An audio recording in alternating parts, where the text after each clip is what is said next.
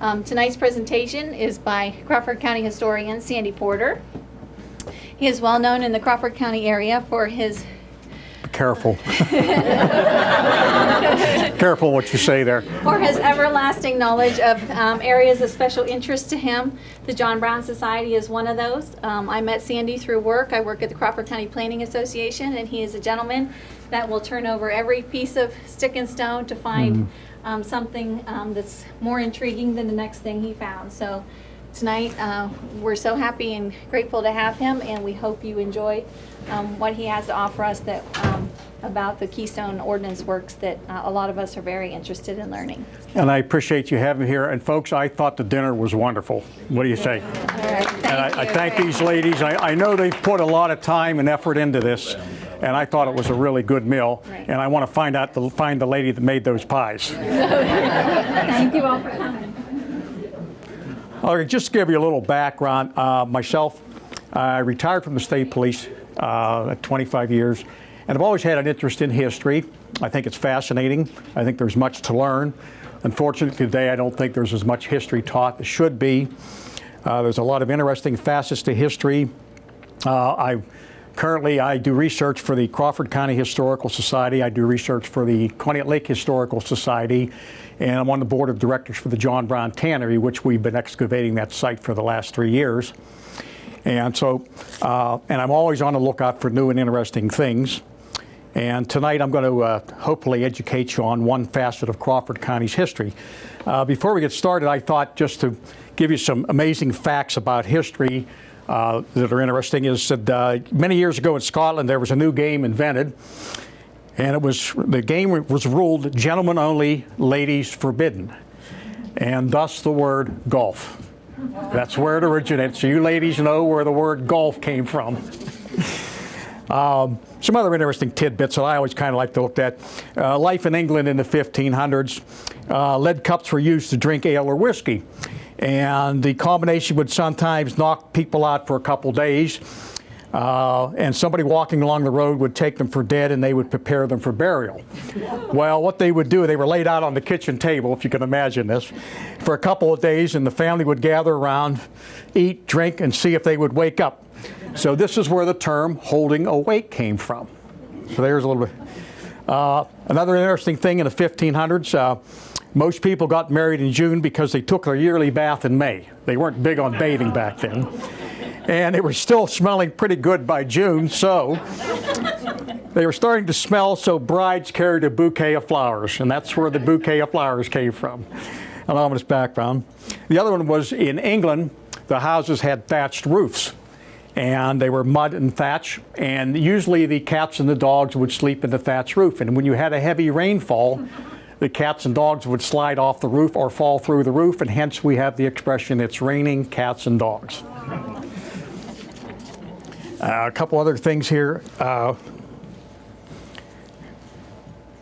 There was a personal hygiene back in the Middle Ages was quite a thing. A lot of people had complexion problems, acne, pock marks, and the women would spread wax over their face to hide up their blemishes. They wanted to look good. And so they would, if a woman, she said, if a woman stared at another woman, she was told to mind your own beeswax. And if they sat too close to a fire when they were socializing, the heat from the fire would melt the wax coating on their face, and that's the expression, losing face. And one other one that I'll run by you is back in the early 1700s, politicians would run against each other, and politicians would like to know, they wanted to know what people were saying about them. So they would hire people to go into different taverns, and they would say, I want you to go into the taverns, go in there, sit down, listen to what people are saying, and come back and tell me. And they would say, go in there, sit down, sip a little ale, and listen to what they're saying. Thence we get the term gossip. Enough of that. This evening I'm going to talk to you about probably one of the most interesting and extensive and exotic facets of the history of Crawford County. We're going to talk about the Keystone Ordinance works, commonly called the KOW. was also referred to as the TNT plant. Now, what they basically did at the TNT plant was they manufactured TNT. And TNT is the short term for trinitrotoluene, which is it's explosive. They manufactured a dry version called flake TNT.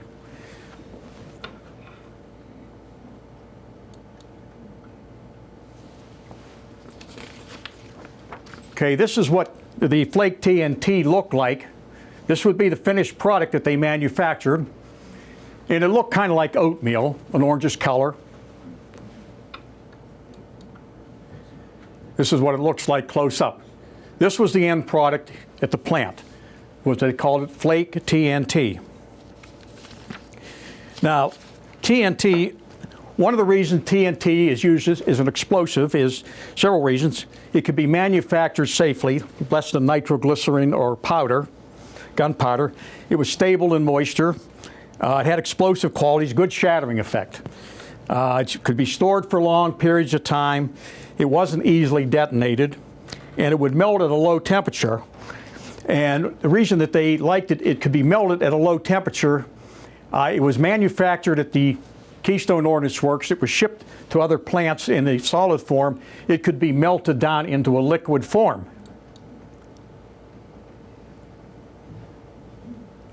And whatever you could pour it into any shape, it could be shaped, whatever container you poured it into, it conformed to it.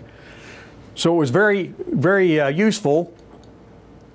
Here's in Eldred, PA, there was a munitions plant, and they would actually melt, because it had a low melting point. You could take the flake TNT, you heat it to around 170 degrees, it would melt into a liquid. Then they could take the liquid, and as you see in this photograph, these are mortar shells. They could pour it into a mortar shell, and it would conform right to the shape of the shell. Here's another. You can see a little better there, where they're actually, this one they're using a machine to put the liquid TNT in. Now this plant was in Eldred, PA. One of the interesting aspects that I found out was that during the Second World War, the British came over to the United States and they built several munitions plants. 1941, they were being bombed by the Germans and they needed a place where they could manufacture munitions safely. So they had some plants, and Eldred was one of those plants. Now, in making TNT, and I'm not going to go into, I'm going to simplify it. There's a lot of different chemicals, but basically you use toluene, nitric acid, liquid ammonia, and a concentrated sulfuric acid. That's the basic chemicals. I could go into a whole program just about the process of manufacturing the TNT, but that's just a basic idea.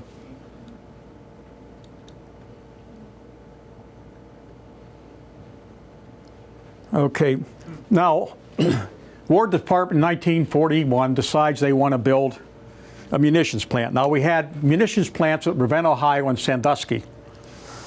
The military decides it's 1941, it's in the fall of 1941. We've got a war going on in Europe. We've got the Japanese threatening us, and it's almost imminent that we're going to be at war with the Japanese.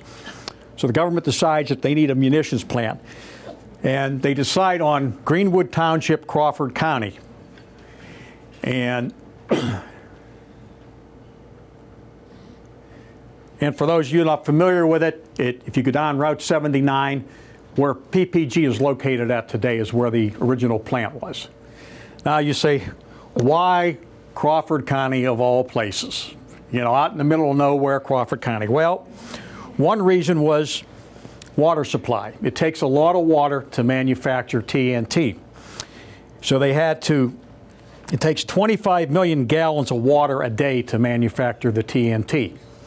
So they had water here, you had Pymatuning Swamp, you had a high water table, you had plenty of water. They ended up putting up 18 wells in the Conneaut Marsh. They had 6 underground reservoirs, a 1,000-gallon elevated tank, and they put up 3 75,000-gallon tanks before they were done. So water was a concern. They had the Erie Railroad. They had a railroad connection in through Geneva. The land could be obtained at a reasonable rate. And the other reason, which a lot of people didn't know, was being Crawford County, we have more clouds in Crawford County year-round than any other place in the country. This was a critical factor. At that time, you didn't know. Germany could have come over here and bombed. Japan could have bombed. So they wanted a place with cloud cover. What better place than Crawford County, you know?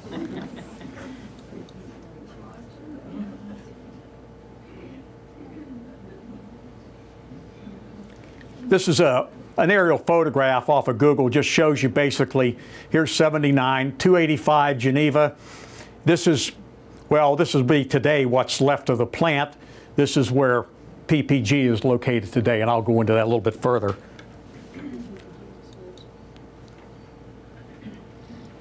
And actually, it takes up 3/4 of Greenwood Township. Now, what happened was in November, November, appraisers started contacting the local residents. They wanted this land, and they wanted 15,000 acres of land, 22 square miles is what this came out to be. But the appraisers, the land had to be appraised and purchased quickly. The government wanted to get this thing on the move. So in the fall of 1941, the appraisers came around. They started contacting local residents. They appealed to their patriotic duty. They came in and they told them, they gave them a price, what they felt their land was worth. And a few of the residents, a lot of them went along with what the government offered them. Some of them didn't believe, a lot of them didn't believe that they were given a fair price, and they challenged the government. And they were basically told that they were warned, condemnation procedure under the right of eminent domain is used only as a last resort. Basically, you take what we give you or we're going to take it anyhow. Now, these people weren't given a lot of time. A lot of them were notified in November, December. They were told they had till the spring to get out. Now, these are third, fourth generation families that have been here. And they ended up with approximately 166 families had to be relocated from the area. And it created a lot of animosity. They weren't real happy with the fact. One farmer, I read an account, he was a dairy farmer. He didn't even realize that he was going to be moved. He went down in his barn one day to milk his cows, and he saw survey stakes across through his barn. That was the first indication he had. They didn't get a lot of government assistance. A lot of these folks had to move in the middle of winter. And it was basically a lot of it was neighbor helping neighbor, loading up wagons, moving out. So it took place in the winter with blizzards and bad weather. And the government, they weren't supplied a lot of transportation for this. So there were, as I say, there were 166 family.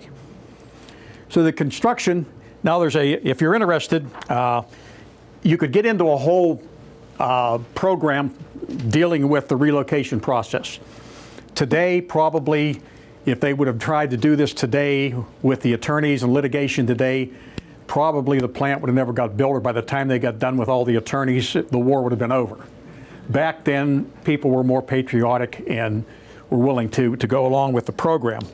There's a paper written called Mercer County History, and it's a paper that's written by Lou Ann Rung, and Mercer County Historical Society has it. It's a very well done paper. She went around and interviewed a lot of these farm people and got their personal stories about what happened when they were relocated. And if you would want to know more about the relocation process, the good and the bad side, I'd highly recommend that you read this paper. Now, construction began in January of 1942. This is a newspaper clipping. This, you know, they say one photo is worth 1,000 words. Here's a fella here, Dan Daggert, an old fella, found out that he was going to have to leave the farm. And I don't think he's too happy about it. Now, these are some of these photos that I'm going to show you were actual photos that were taken by the government. They were classified. We came into possession to them at the Historical Society. So some of these are the actual photographs that they took. This is when they started the construction. Now, this is basically showing you an aerial view taken back then, and I'll go into more detail.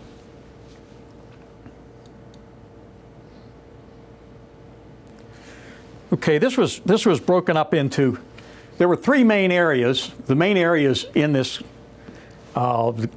ordinance works. You had this area in here, which was administrative buildings. You had this area over here, which is what they called the powder and the sulfuric acid plant. These are what they called the lines. There were 12 of them.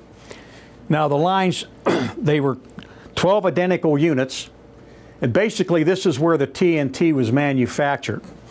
They consisted of a series of buildings. You had machinery tanks. You had what they called a flake house, wash house, bi house, tri house, and mono houses. So you basically started at this end, it went through here to the end of each line, and then it was shipped onto a shipping. It's just, I'm oversimplifying it, but that was basically where the TNT was manufactured. This was where they built what they called an oleum plant, which is nothing more than a plant for manufacturing concentrated sulfuric acid. Now the other acids they had brought in by rail. So this was, now when the plant was started, it was under the supervision of the Army Ordnance. They hired a company from New York, Fraser Brace. They were in charge of basically the day-to-day operations, the building, the day-to-day operations. And you also had a general chemical company which was in charge of basically the sulfuric acid plant.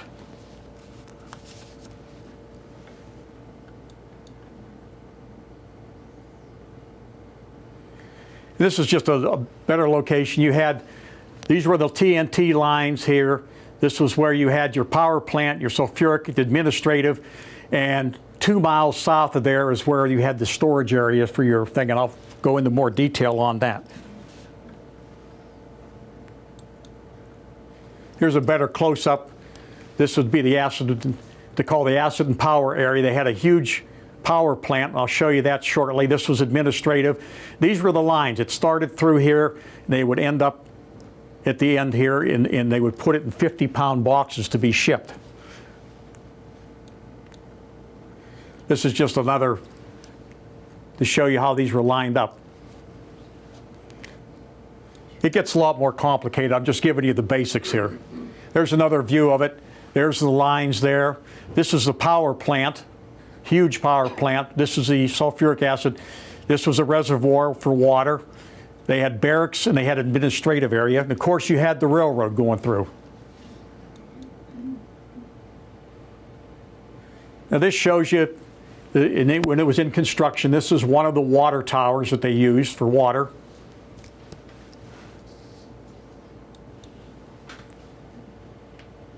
There's another view of it.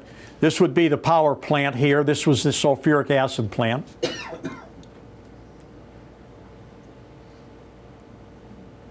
This is what they call what they call it the acid area. You can see these were stamped at one time confidential. Security was tight. It was there was tight security, and I'll go into more detail on that. There's another view.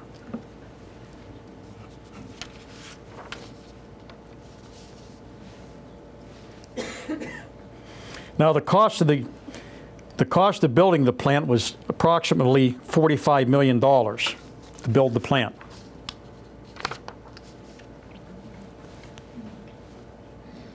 Now the first year that they started in January, they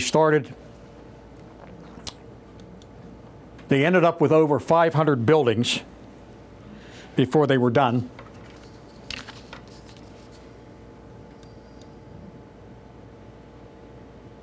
There's the main gate, the main safety sign at the main gate.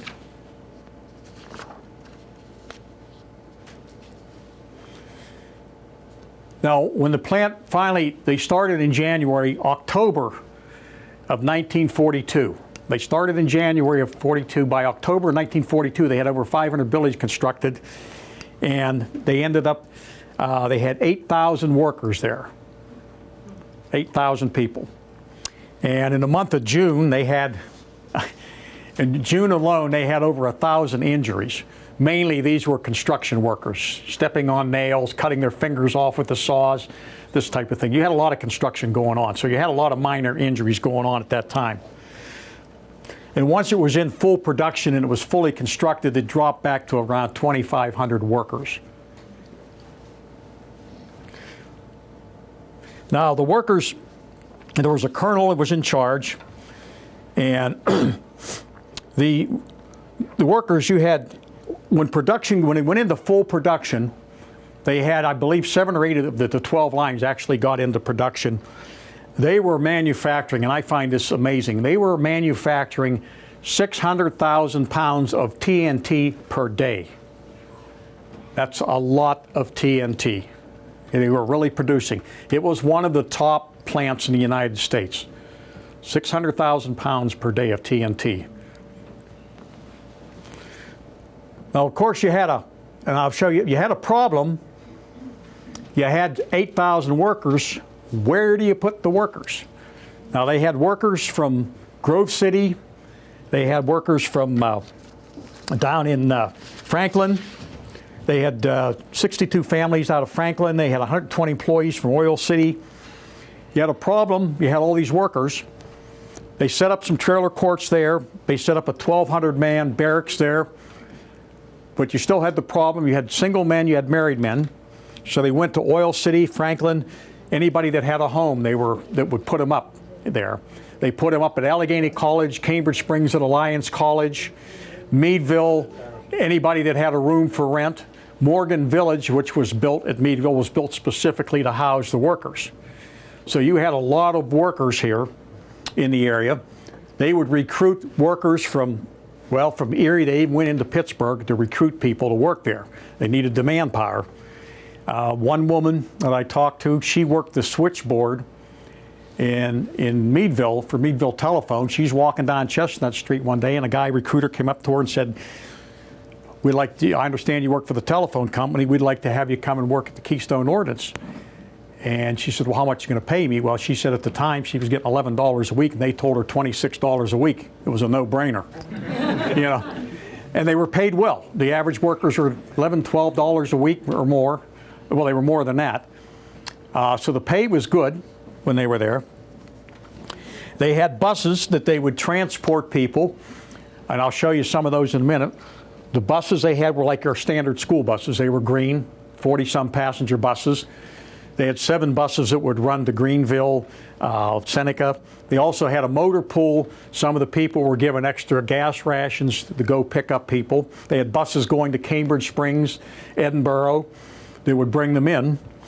And it says in August of 1942, KOW buses transported, write this down and it'll be a test, 165,466 workers, 150,736 miles without an accident. Young man, do you know what I just said? Did you remember that? I'm still playing. Yeah, I see you over there. And they had, one of the problems they had was some of the plants that had was keeping the workers there, absenteeism. You know, they wanted the people to be there. So they tried to, what they did was, it was a forerunner of what our modern corporations do today. They make you feel like you're part of a family. They involve you in company activities. Well, the government did that. They had facilities, activities for employees that were unheard of at that time. Well, they had a full-fledged fire department, the 10-bed hospital. They had a cafeteria. They had a weekly newspaper called The Blast. They put that out weekly, which makes our Tribune look bad. And they put all the news, every little bit of news that was in there. They had softball teams, rifle team, bowling team. They had dances. They had a chorus troupe. They even featured Fay Ray, a 1940 starlet, Fay Ray. Does anybody here know who Fay Ray was? She was in the first Tarzan movie. Don't say anything, you'll give away your age. So they really tried to make the workers feel like they were part of a part of something bigger than themselves, and it probably did help with their absenteeism.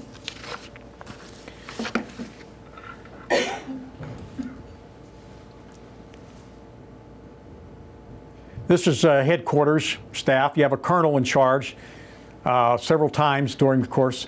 This would be the administrative area. You had a cafeteria in your administrative buildings. They tell me that my mother-in-law worked there, and they tell me the food was good and the food was cheap. So And they had guard shacks around the perimeter. You had 15,000 acres of land. You had double fences around it. Security was at its peak. This is one of the guard shanties. Now, one of the other things, I'll go back. Naturally, no matches. That was a no-no. In fact, a lot of the workers were issued coveralls with no pockets in them. And of course, bear in mind, this is in the 40s when John Wayne and everybody smoked cigarettes. You weren't cool unless you had a cigarette, and women weren't chic unless they had a cigarette. So smoking was a key factor, but they were not allowed to smoke. And they had these coveralls they issued to them. Penalty, first offense, 6 days off, second offense, termination. You just couldn't be smoking around there. And they would come in, I talked to some of the workers, they would come in periodically and check them. You know, make sure nobody was smoking, which must have been rough to have to go through an 8-hour shift without a cigarette. That must have been pure torture for some people.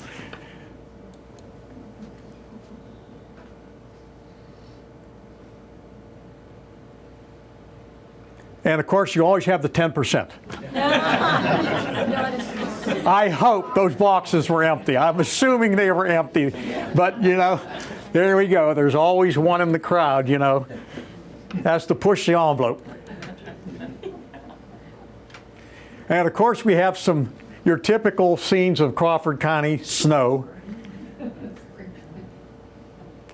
And I don't even know why they took these pictures, whether it was just to show the snow or, but as you can see, it's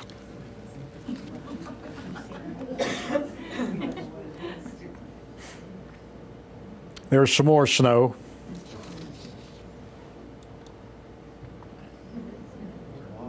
Like the car. This was a guardhouse, one of the guardhouses. The chemical company. Icicles. Some more general views of the TNT. You had a lot of pipe running above ground. These are some more. There's the water towers, which are still there today.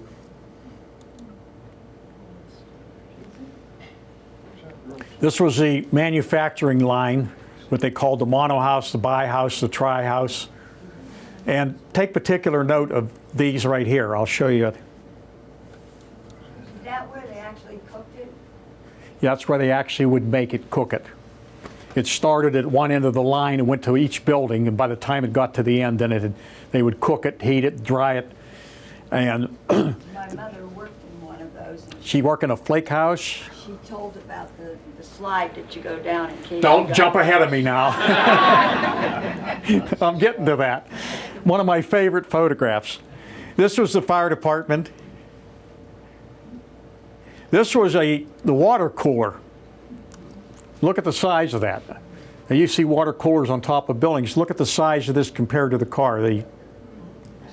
That gives you an idea of the enormity of this. Here's another one of the buildings. Administrative building. They had a box factory where they would box this up, and I'll show you that shortly. A barracks. Here's some of the sulfuric acid tanks that they would store the acid in. These are toluene tanks, ammonia tanks. These are some of the buildings that were left over.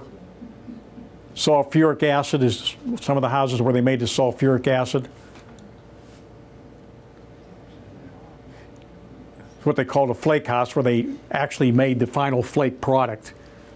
And the women that worked in there, I talked to them, they learned early on to wear covering on their hair because they said the chemicals that come out of there, they'd be redheads.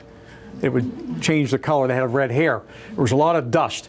Now the KOW they were adamant about them wearing breathing apparatus and things because there was a lot of this dust flying around.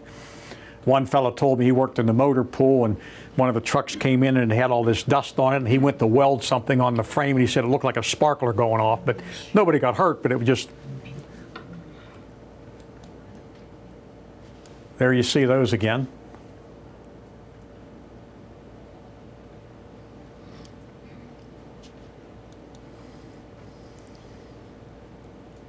So you can see by the photographs, it was no small operation. It was quite an extensive operation, quite complicated.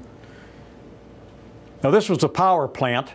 You can imagine to run a facility like this with over 500 and some buildings, you're going to have to use a lot of power. And of course, back then it was coal. And this would be your power plant, your chute for, and you had the train tracks right there could bring the coal in. And here's a photograph showing you a bulldozer. I would love to know how much coal per day they use, how many tons of coal. It must have been an astronomical amount of coal. They probably had to bring train loads of coal in there every day to keep that going.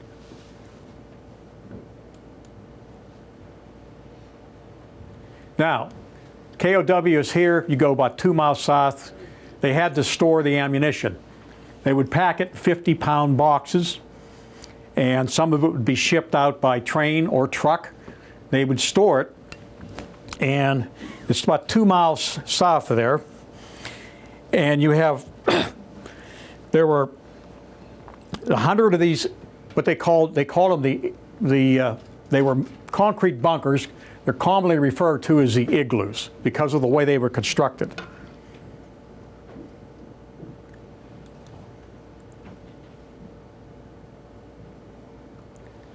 And of course, you wouldn't want your storage area too close to your main plant for obvious reasons.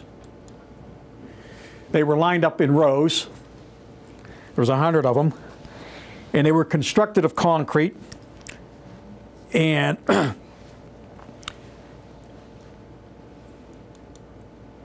there's an aerial shot showing today what's left of them. And these are what the igloos will look like. They used 90 tons of cement for each one. They were about, some of the walls were over a foot thick. The floors on them were even thicker. They were 60 foot long, 27 foot wide, approximately 10 foot high. And they were buried in the roof, buried on either side with earth, and you had a roof. The idea behind it was that if there was an explosion, it would direct the blast upward to try to blow it upward. They were staggered in rows, and they were staggered apart so that if one of them blew up for whatever reason, you wouldn't get a chain reaction. So you've got these, you've got over a foot of concrete here, you've got all this earth piled up.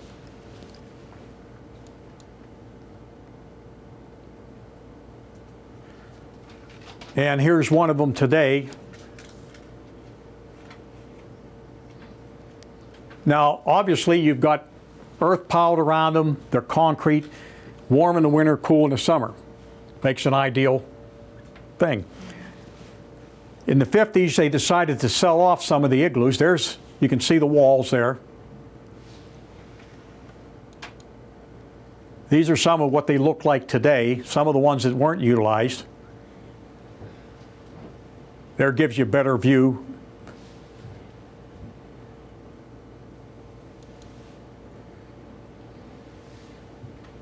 These are some of the ones that were left in the original condition. They're still there today.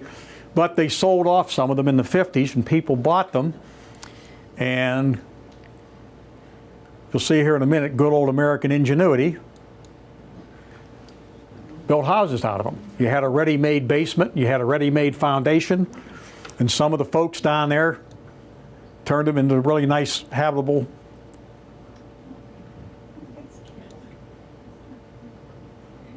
Where there's a will, there's a way. You can see here Greenwood Township used it as a township building. Here's another house. Township building. One clever farmer there built his barn. Why not? Now, they also had, you had the Army there, you had some Army officers, so obviously you had to have staff quarters for your officers. So they built 20 houses, and their houses are still standing today, what they call Staff Row, Staff Avenue. You can still see the houses today, but if you go up Delano Road coming from Route 19, you go off onto Staff Avenue, the original houses are still there today. They're private residences, and they've been modified. This is what the houses would have looked like back in 1942.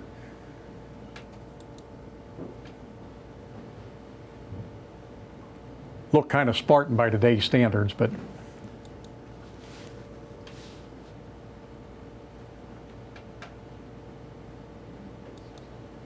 and these are the same houses today. They're all private residences. They've been just modified. You have the standard windows back then. They used to put the windows on the corners.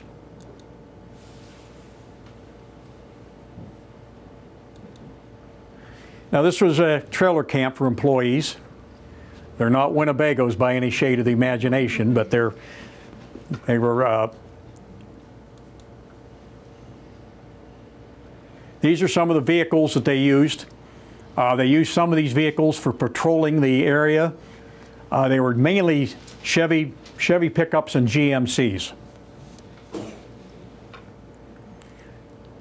I can't tell you whether that's 41 or 42. It's before my time. These were some of the buses that they used to transport. You can see the names on the buses. Jamestown, Meadville. See, there's Jamestown. Meadville, Greenville. These were the buses that they used. They were your standard military type buses, nothing fancy about them.